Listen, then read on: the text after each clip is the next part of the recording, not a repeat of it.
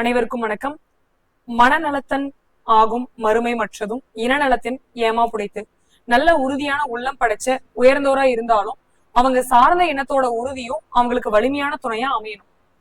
இன்னைக்கு நம்ம பார்க்க போற டாபிக் என்னன்னு பாத்தீங்கன்னா, மீட்பு ஆபரேஷன்கள்ல ஆபரேஷன் கங்கா. இது எப்போ நடந்திருக்குன்னு பாத்தீங்கன்னா 2022ல. இது எதுக்காகனா, உக்ரைன் மீதான ரஷ்ய படையெடுப்பு அப்போ உக்ரைன் அண்டை நாடோட சிக்கி தவிச்ச அவங்களோட குடிமக்களை மீட்கிறதுக்காக இந்திய அரசாங்கத்தால மேற்கொள்ளப்பட்ட ஒரு வெற்றிகரமான மீட்டெடுப்பு தான் இது. அடுத்து பாருங்க, ஆபரேஷன் தோஸ்த். இது 2023ல நடந்திருக்கு. எப்போ நடந்திருக்கும் எக்ஸாக்ட்னா பிப்ரவரி மாசத்துல.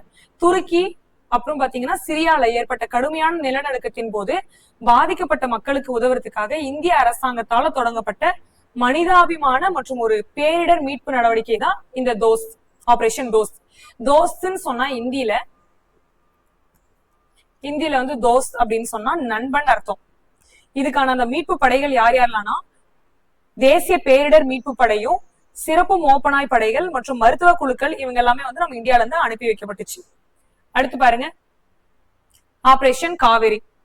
இது எதுக்காகனா, உள்நாட்டு போரால பாதிக்கப்பட்ட சூடான் நாட்டுல சிக்கி தவிச்ச இந்தியர்களை பாதுகாப்பாக மீட்கிறதுக்காக, மீட்டு தாயகம் அவங்களை அழைச்சு வரணுங்கிறதுக்காக இந்திய அரசால இந்திய விமானப்படையும் கடற்படையும் சேர்ந்து ஏப்ரல் 24, 2003 அன்னைக்கு தொடங்கப்பட்ட ஒரு மீட்பு பணிதான் இது.